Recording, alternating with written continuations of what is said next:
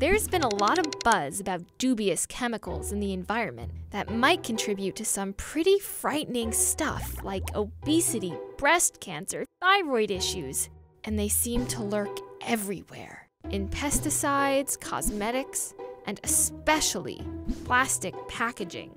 In light of this, it's understandable to start panicking. But before you do, let's hear what molecular biologist Bruce Bloomberg has to say on the subject. He's been studying the link between synthetic chemicals and obesity for around 15 years. So he might be able to give us a better idea of what's really going on and what to do about it. Bad news is, Bloomberg confirmed that yep, we're surrounded by these chemicals. One of the most well-known is BPA, or bisphenol A, which shows up in water bottles, cans, milk cartons, and more. You get them from thermal paper receipts. Like I have these receipts from a recent trip. All of these things are coated with bisphenol A. And it goes right into your skin. BPA has been making headlines for years about whether or not it's harming us. And while FDA-funded and independent studies have conflicting conclusions, the bigger heart of the issue is this: BPA is hard to get away from. Because it's a key building block in the tough, clear, flexible plastic called polycarbonate. And that proximity to food is what concerns scientists like Bloomberg.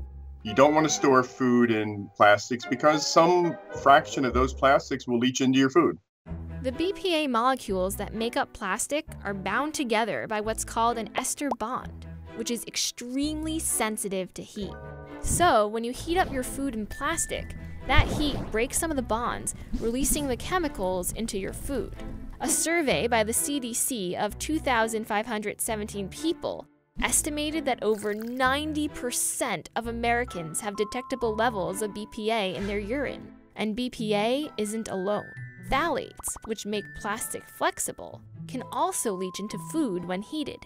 And reviews of hundreds of studies have linked BPA and phthalates to heart disease, obesity, and type 2 diabetes. Not to mention, a 2015 review linked phthalates with impaired neurological development in children, which in 2018 prompted the American Academy of Pediatrics to announce that families should avoid plastic food containers entirely. And other studies on animals like mice and monkeys have shown that these chemicals can lead to problems in the lungs, brains, and reproductive organs. This is about the time someone like me would probably panic. But there are ways you can avoid these chemicals. Bloomberg suggests it's best to just stick to heating your food in anything but plastic.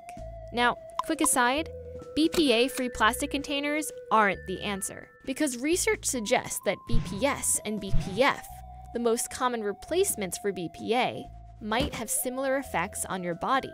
Instead, opt for replacements like ceramic or glass containers. You have to do the best you can, and it makes sense to me to do the things that give you the most return for the least effort. And here's the best part. Once you reduce exposure, those chemicals slowly leave your body. As Bloomberg says, they're stored in fat cells, which eventually die and ultimately leave your system.